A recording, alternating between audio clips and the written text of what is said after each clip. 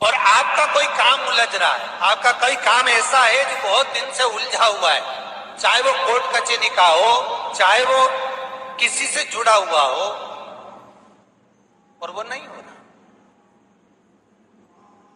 तो स्कंद पुराण कहती है, हमारे खंड में भी वर्णन है शिव महापुराण, कि किसी भी नवमी को आप आंवले के पेड़ के नीचे घी का दिया लगाकर, मौली मतलब हाथ में जो नाड़ा बांधते हैं, लच्छा, मौली, लच्छा, नाड़ा, हाथ में बांधने वाला पूजन वाला धागा लाल, घी का दिया लगाकर 5 परिक्रमा आंवले के वृक्ष की कर लीजिए, और परिक्रमा कर धागे को वहीं पर छोड़कर थोड़ा सा धागा और अलग से लेकर किसी टहनी पर उसको कामना कर बांध दीजिए। महाराज 10वीं तिथि को, 9वीं को तो ये करोगे, 10वीं को वापिस जाकर आंवले के पेड़ के नीचे घी का दिया लगाइए, और जो धागे की आपने टहनी पर जो धागा बांधा है उसको खोल कर ले आइए, अपने हाथ पर बांधकर उसी धागे को पहनकर अपने काम के लिए निकल जाइए, आपको सफलता प्राप्त हो जाएगी। स्कंद पुराण में आंवले के वृक्ष का बड़ा महत्व है महाराज। चने की दाल जब हम दान करते हैं तो स्वर्ण के बराबर दान का, प्रॉपर्टी के बराबर दान का लाभ जीव को प्राप्त होता है। आज भी नारायण के मंदिर में बद्रिकाश्रम में 41 दाने चने की दाल के देने पर, आपको 41 तो गिनता नहीं, इसलिए पोटली में बांध कर ले जाता है। जी हाँ, याद रखें, मेरी जीजियों से निवेदन है, कभी कभी ऐसा लगता है शरीर में अगर कोई गांठ पड़ जाती है, बच्चादानी में गांठ आ गई, चेस्ट में गांठ आ गई, शरीर के कोई अंग में गांठ आ गई, घबराना नहीं है, डॉक्टर का इलाज करवाओ, दवाइयां लो, साथ में एक नियम बनाओ, प्रदोष काल में 2 दीपक शिव जी के मंदिर में लगाओ और 1 चावल का दाना शंकर भगवान पे चढ़ाना प्रारंभ करो। वही चावल के दाने को वापिस उठाओ। अगर प्रदोष का व्रत नहीं है तो उसी दिन खाओ, और अगर व्रत है तो दूसरे दिन उस चावल के दाने को जरूर खाओ। धीरे धीरे वो गठान जो शरीर के अंदर है वो गलना प्रारंभ हो जाती है। थोड़ा दिन करोगे आपको उसका फल प्राप्त होना प्रारंभ हो जाएगा। 1 चावल का दाना भी चंद्र का प्रतीक है। और कोई माताएं कह देती हैं, कोई बच्चा कह देता है, मम्मी मुझे याद नहीं होता, याद करता हूं परीक्षा हॉल में जाकर भूल जाता हूं, मैं कुछ पढ़ता हूं बाद में जाके भूल जाता हूं, स्मरण में नहीं रहता। तो उनसे भी निवेदन है, आप मां नील पाठ नहीं पढ़ सकते, स्तोत्र नहीं कर सकते, संस्कृत में नहीं पढ़ सकते, तो मां नील सरस्वती के नाम से अष्टमी, नवमी और चतुर्दशी के दिन एक शंख पुष्प को, नीला कलर का जो फूल होता है बेल में लगा होता है, जो शिव जी को अति प्रिय होता है, उस पुष्प को आप जलाधारी पर रख दीजिए। जलाधारी जानते हो ना सब लोग, शिवलिंग पर नहीं, जलाधारी पर रख दीजिए और जल चढ़ाना 7 बार प्रारंभ करिए। बाबा देव अधिदेव महादेव आपको याददाश्तता में प्रवर करेगा। परीक्षा हॉल में जितना तुम याद कर गए हो, अच्छी मेहनत कर गए हो, तो भूलोगे नहीं, तुम्हारी बुद्धि तीव्र होती चली जाए, प्रबल होती चली। 8वीं तिथि या 9वीं तिथि किसी भी महीने की, चाहे शुक्ल पक्ष की हो चाहे कृष्ण पक्ष की हो, अष्टमी और 9वीं तिथि, ये 2 तिथियां ऐसी हैं, मान लो तुम्हारा पैसा तुमने किसी को दिया, 5 लाख, 4 लाख, 3 लाख, 10 लाख, 8 लाख, 2 लाख, 50,000, 25,000, 20,000, 40,000, और वो पैसा नहीं दे रहा आपको, आप हार गए कह के कर, फोन लगा कर, भैया दे दे रे, परेशानी है, दे दे रे भैया, हम तो परेशान हो गए, और हार गए, नहीं मिल रहा, बहुत परेशान। तो महाराज किसी भी अष्टमी या 9वीं तिथि के दिन आप मां जगतजननी जगदम्बा का शिव के साथ में, शिव शक्ति का स्मरण कर देवी के नाम की 9 आहुतियां, सूखे बीले की, मतलब बीला जो सूख चुका है, उसकी 9 आहुतियां अग्नि में शंकर और सती के नाम से, शंकर और शिव के नाम से समर्पित करें, और आखिरी आहुति जो समर्पित करें उसमें थोड़ा सा भाग तिल का, और तिल भी काली नहीं चढ़ती उसमें, श्वेत तिल का भाग उसके साथ लगाकर समर्पित करे, और जिससे धन लेना है उसका नाम लेकर वो समर्पित करे महाराज, उसको सुध आएगी और वो पैसा किसी भी हाल में आपके हाथ में थमाकर जाएगा ही, ये पक्का है। उसकी आहुतियां। बृहस्पतेश्वर महादेव काशी में विराजमान। कौन से महादेव? जम के बोलिए जरा। बृहस्पतेश्वर महादेव काशी में विराजमान है।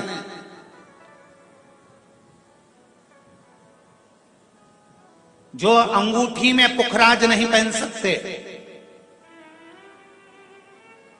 जिनकी भाग्य रेखा उल्टी चल रही हो, बृहस्पति चमक ही नहीं रहा हो, जिस काम में हाथ डालते हैं वो काम पूरा ही नहीं होता हो, तो एक बार काशी जाना, बृहस्पतिश्वर महादेव का स्पर्श करना, उनका अभिषेक पूजन करना, और उनका स्पर्श कर कर एक बेलपत्र ब्राह्मण देवता से मांग कर लेकर आ जाना कि इन बृहस्पतिश्वर महादेव से मुझे एक बेलपत्र दे दो।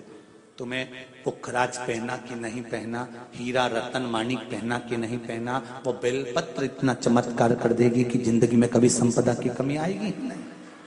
अगर बृहस्पति नहीं चमके तो बृहस्पतिश्वर महादेव, जहां पर बैठकर बृहस्पति भगवान ने शंकर भगवान की आराधना करी है, रोज गंगा जल जाना, गंगा जल लेकर आना, शिव जी की आराधना करना, एक शिवलिंग का निर्माण करा, उसकी आराधना में बृहस्पति भगवान डूब गए, उसकी आराधना में बृहस्पति महाराज निरंतर लगे रहे, और इतनी आराधना बृहस्पति महाराज ने करी, इतनी आराधना करी बृहस्पति महाराज ने कि शंकर भगवान सामने प्रकट हो गए। मांगो बृहस्पति, तुमको क्या चाहिए?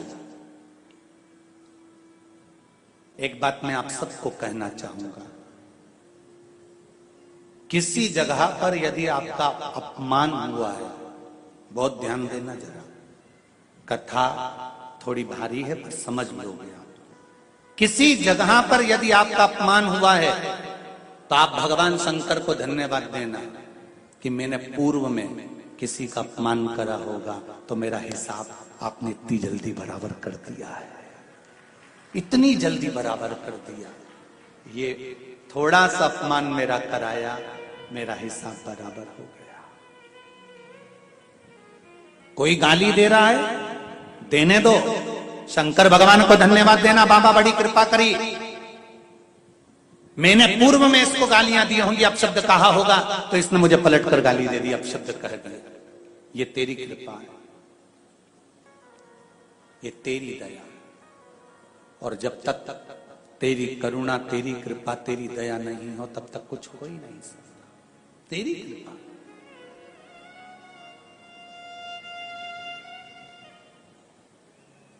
भगवान से कहो, हे देवाधिदेव महादेव, मैं ये नहीं कहता कि मुझे रोने मत देना, क्योंकि कर्म का भोग तो मुझे भोगना पड़ेगा। देवाधिदेव महादेव से कहो, हे देवाधिदेव महादेव, मैं ये नहीं कहता कि मुझे रोने मत देना, पर इतना जरूर कहता हूं, तेरे सिवा किसी दूसरे के आगे झुकने मत देना, बस इतनी कृपा कर। नारी को, बहू को, बेटी को यश की प्राप्ति नहीं होती, वो बहुत कुछ करती है, परिवार के लिए बहुत कुछ उसने करा, उसके बाद भी अगर उसको यश नहीं मिल रहा, उसकी यशता नहीं है, उसको कुछ नहीं करना चाहिए। आपने कुछ अच्छा करा और नाम दूसरे का हो गया कि उसने अच्छा करा, और आपको मिला ही नहीं। आपने दुनिया के लिए बहुत कुछ करा, परिवार के लिए, कुटुंब के लिए, सबके लिए बहुत कुछ करा, पर आपको यश नहीं मिल रहा, तो बेलपत्री के पेड़ के नीचे हल्दी का शिवलिंग का निर्माण करो। हल्दी, पिसी हुई हल्दी का शिवलिंग का निर्माण करो, उसका पूजन कर कर, घी का दिया लगाकर भगवान शंकर की वही हल्दी का शिवलिंग का तिलक अपने हृदय पर, चाहे पुरुष हो चाहे स्त्री हो, अपने हृदय पर कंठ के पास उस तिलक को लगाएं और बाबा का विसर्जन उसी बेलपत्री के पेड़ के नीचे जल डालकर कर दो। महाराज, यश मिलना प्रारंभ हो जाता है। केवल ये यश के लिए ही नहीं होता, इसका एक क्रम और है। मान लो आप किसी मीटिंग में बैठे हो, किसी अच्छी जगह पर बैठे हो, किसी कंपनी के इंटरव्यू में बैठे हुए हो, कोई कंपनी आपके कॉलेज में आई है और आप उसमें सिलेक्ट नहीं हो रहे, तो उसके लिए भी ये कार्य पूर्ण है हमारा, उसके लिए। और ये कहां पर भी काम आता है महाराज, मान लो आप किसी कार्य के लिए जा रहे हो और वो कार्य बहुत जरूरी है कि इस व्यक्ति से मुझे ये पैसे निकलवाना है, इस व्यक्ति से मुझे ये काम निकलवाना है, और वो व्यक्ति बहुत दिन से हाथ में आ ही नहीं रहा, तो उसके लिए भी ये कार्य किया जाता है। अर्थात कीर्ति शुद्ध हो, पवित्र हो और यश की प्राप्ति हो। एक निवेदन करना चाहूंगा, जितने भी शिव भक्त यहाँ कथा श्रवण करने के लिए आ रहे हैं, जितने भी शिव भक्त, आप सबसे निवेदन करूं कि प्रयास करो, प्रयास करो। आपके पास में अगर कोई रुमाल है, कोई नेपकिन है, कोई कुछ बैग है, पर्स है, उसमें एक चावल का दाना कथा के पूरे 7 दिन रखो और प्रैक्टिकल करके देखो। जब 7वां दिन हो, उस चावल के दाने को किसी भी शंकर के शिवलिंग पर समर्पित कर कर बाबा से अपने मन की बात कहकर देखो, चंद्रशेखर की कथा तुम्हें रोग से मुक्त कर देगी, तकलीफों से दूर कर। और ये नियम आज का नहीं है, ये नियम पहले का है। हमारे यहाँ पर सत्यनारायण की कथा होती थी तो पंडित जी सबके हाथ में थोड़ा थोड़ा फूल देकर, चावल देकर बिठा देते थे। बोलो बोलो, तुम्हारे दर होता है कि नहीं होता ऐसा? जब कथा होती थी 2-4 दाना चावल का दे देते थे, बैठ जाओ कथा सुनने के लिए, हाथ में चावल पकड़ा देते थे, कथा पूरी होती थी। बोलो बोलो, तुम्हारे इधर होता है कि नहीं होता ऐसा? जब कथा होती थी सत्यनारायण जी की, भगवान की कोई कथा होती थी, या माताएं अपनी कथा पढ़ती है, कोई तीज की कथा, चतुर्थी की कथा, पंचमी की कथा, चतुर्थी की कथा, कोई कथा पढ़ती है, तो हाथ में 2-4 दाने चावल के लेके बैठ जाती है, कथा सुनती है, फिर वो भगवान को समर्पित कर। ये आज का नियम नहीं, पुराना नियम है। किसी से पूछना कि चावल के दाने हाथ में लेकर कथा श्रवण करने का क्या फल होता है? हाथ में चावल का एक दाना भी अगर हमारे भीतर होता है और हम उस कथा को श्रवण करने के बाद वो दाना समर्पित करते हैं, उसका फल क्या होता है? मतलब है चावल का एक दाना मतलब आरोग्यता प्रदान करना, चंद्र का भाव। हे शिव, हम आपको बहुत कुछ नहीं दे सकते, एक चावल का दाना हमारे जीवन का एक अंश मात्र है। जाते हैं पर चावल का एक दाना जिसके 2 हिस्से, 2 फड़ कभी नहीं होते, और वो चावल का दाना चावल को जन्म नहीं देता, वापिस अंकुरित नहीं होता, वो एक बार अंकुरित हो जाता है, फिर दूसरी बार अंकुरित वही चावल का दाना नहीं होता। गेहूं का दाना फिर अंकुरित होगा, सोयाबीन फिर अंकुरित होगा, चना फिर अंकुरित होगा, परंतु जो चावल का दाना है वो 2 फड़ में नहीं टूटता, वो अंकुरित वापिस नहीं होता। वो चावल का दाना एक बार शिव का हो गया, मतलब 2 भागों में नहीं बटा है। हे शिव, मैं एकाकार तेरे चरणों में हूं, मैं फिर संसार सागर में तेरा होकर आया था, तेरा रहना चाहता हूं, संसार सागर में अंकुरित नहीं होना चाहता, पूर्ण तेरा हो जाऊं, तुझ पर आश्रित हो जाऊं, तुझ पर समर्पित। सभी लोग साथ में बोलेंगे, बोल चंद्रशेखर महादेव की। एक चावल का दाना चंद्र का, जिभ्या। शंकर भगवान को प्रसन्न करना है तो एक धतूरा, एक चावल का दाना, धतूरा चढ़ाओ शिवलिंग पे, चावल का दाना सुंदरी की, हाथ रखो चावल के दाने पर और शिव जी से अपने मन की बात प्रदोष के दिन, प्रदोष काल में, शाम के समय चंद्रमौलेश्वर महादेव का नाम लेकर कह दो। 3 महीना तो जाने दो, 3 दिन में वो बाबा मुराद पूर्ण करना प्रारंभ कर दे।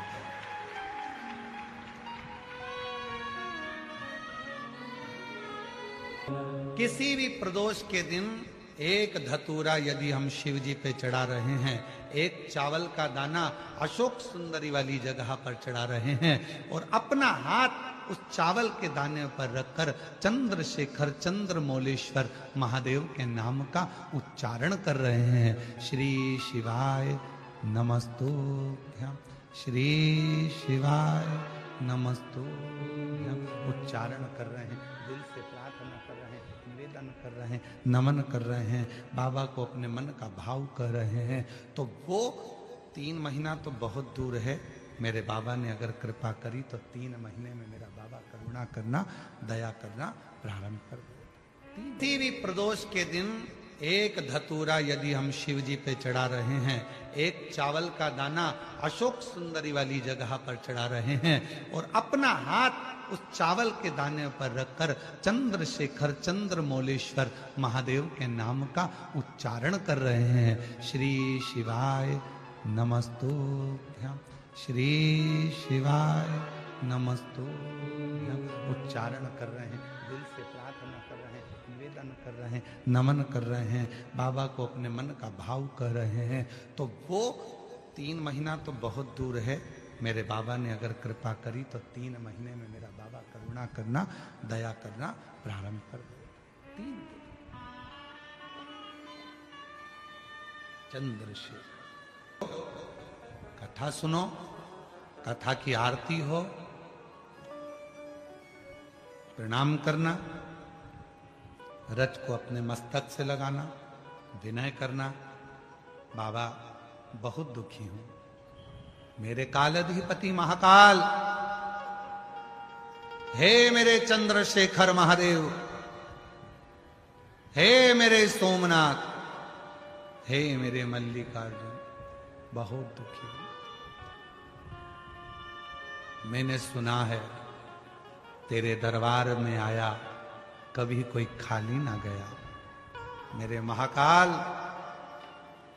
दुनिया के दुख को हरने वाले मेरे दुखड़े को भी दूर कर दे, मुझे तेरी कृपा की दृष्टि कर दे, कृपा की दृष्टि, कृपा की। कितना भी टेंशन, कितनी भी चिंता व्यापे, कितनी भी परेशानी चल रही हो, थोड़े दिन बाबा की जो जलाधारी है, इस जलाधारी पर हल्दी का थोड़ा सा लेपन करिए।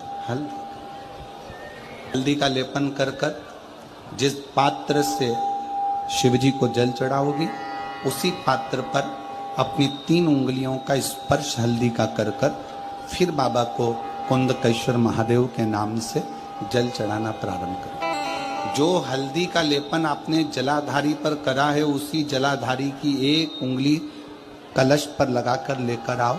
घर के अंदर जब प्रवेश करो या व्यापार में प्रवेश करो, तो जो कलश पर हल्दी लगाकर लाए हो, वही दरवाजे के ऊपर थोड़ी सी मात्रा में कुंदकेश्वर महादेव के नाम से लगाना प्रारंभ कर दो। कैसी भी चिंता हो, 7 से 8 दिन में वो चिंता समाप्त होगी ही हो। बहुत सारा भगवान को नहीं चाहिए। शिव महापुराण में यह भी कहीं नहीं लिखा कि तुम भगवान को 108 या 1008 या 1008 बेलपत्र समर्पित करोगे तो शिव जी प्रसन्न हो जाएंगे।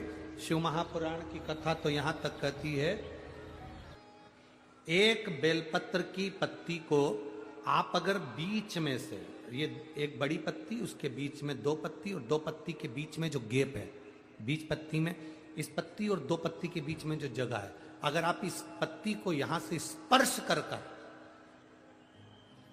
इस पत्ती को यहां से स्पर्श कर कर शंकर भगवान के शिवलिंग पर अगर आप श्री शिवाय नमस्तुभ्यम कहकर, पंचाक्षर मंत्र नमः शिवाय कहकर, षडाक्षर मंत्र ओम नमः शिवाय कहकर यदि शंकर के शिवलिंग पर समर्पित करते हो, तो वो 108 बेलपत्र का काम कर जाती है। पकड़ने का स्थान देखिए,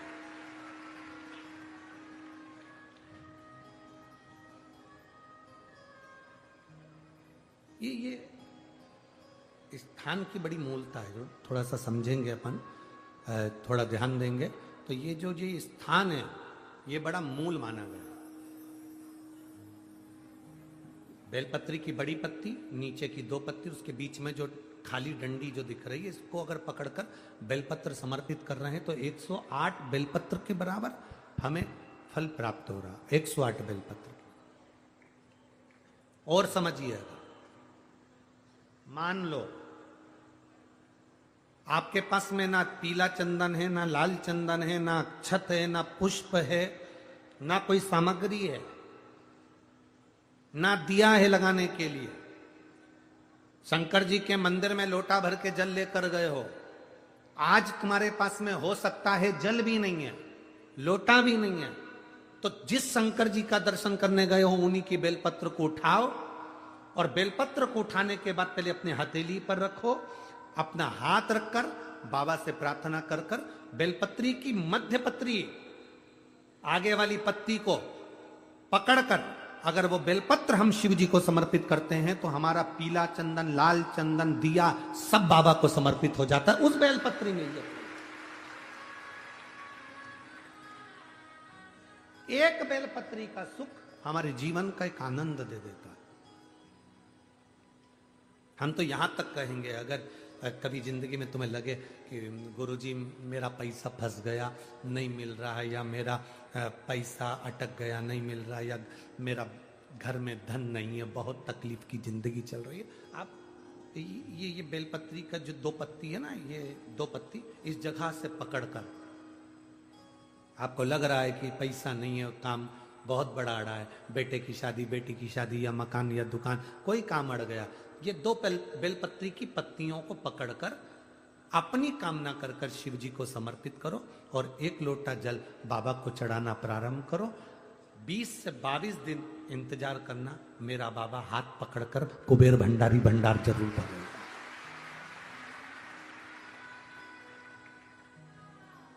दो पत्ती को पकड़कर,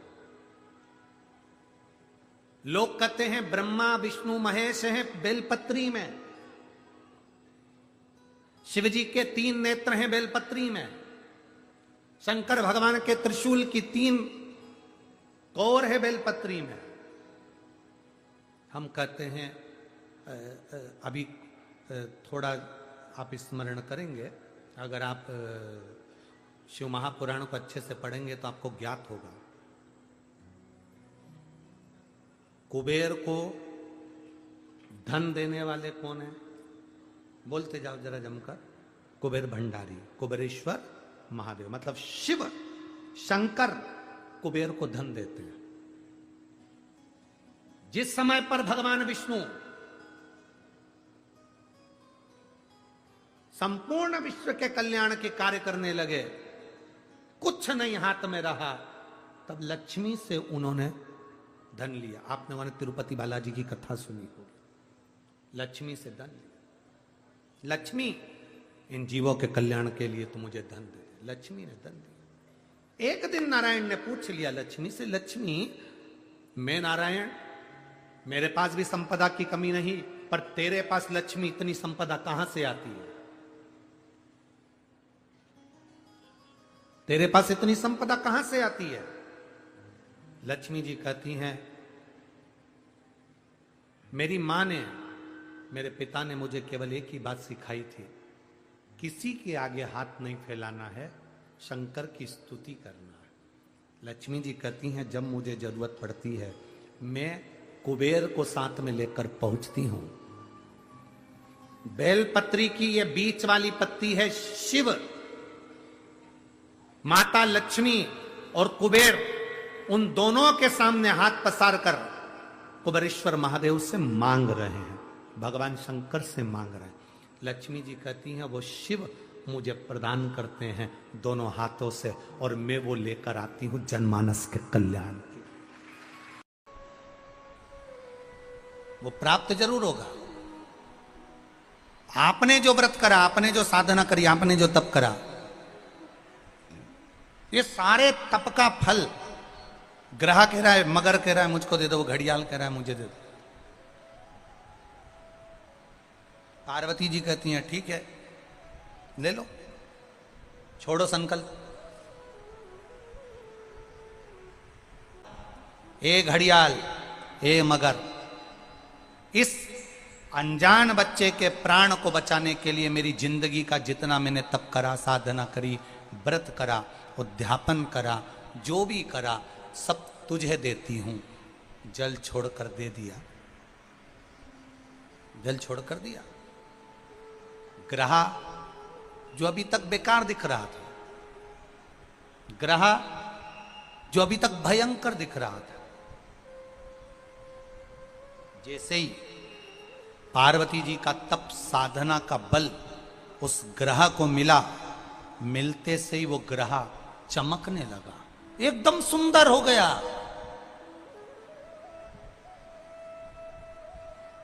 सोने जैसा चमक रहा है ग्रह, सोने जैसा।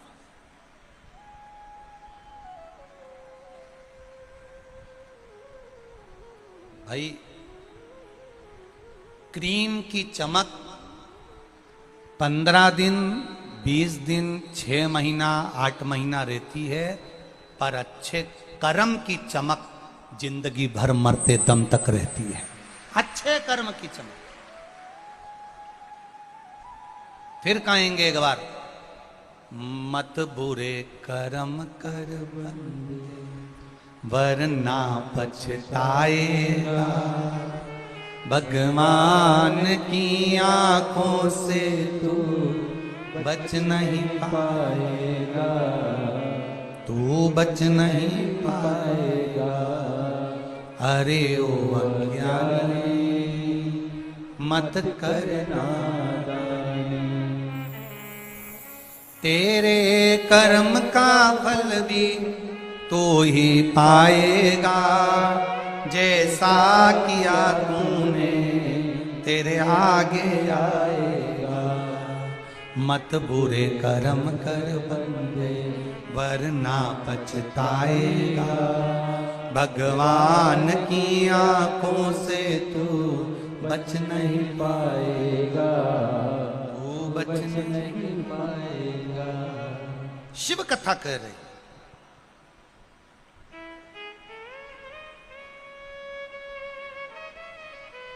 भगवान शिव का एक आनंदमय संवाद कर रहा।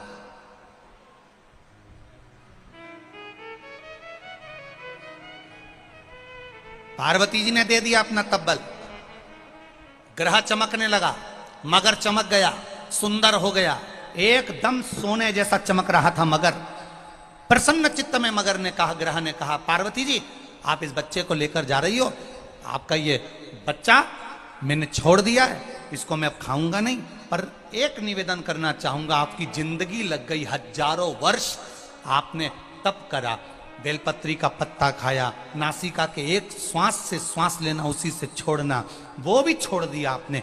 आपके शरीर पर मिट्टी दबती जलती चली गई, और आपने इतना बड़ा बड़ा तप करा, साधना करी, और 1 मिनट में पराए बच्चे के लिए आपने वो तपबल दे दिया। आपने वो तपबल एक पराए बच्चे के लिए दे दिया।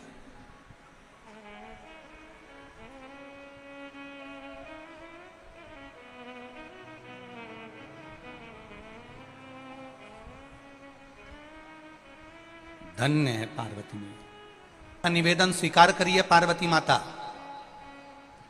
मैं आपको आपका तपबल वापिस दे देता हूं। पार्वती जी कहती नहीं नहीं नहीं नहीं, मुझे नहीं चाहिए, मुझे नहीं चाहिए। क्या करूंगी अब मैं इस तब्बल का?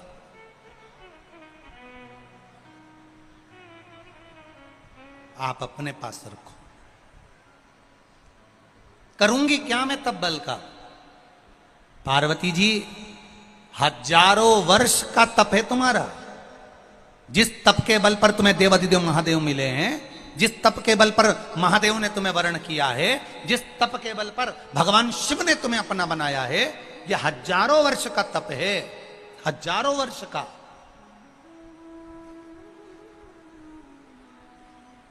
एक बड़ी सुंदर सी बात कहेंगे, जो शिव की शरणागति में रहता है, राम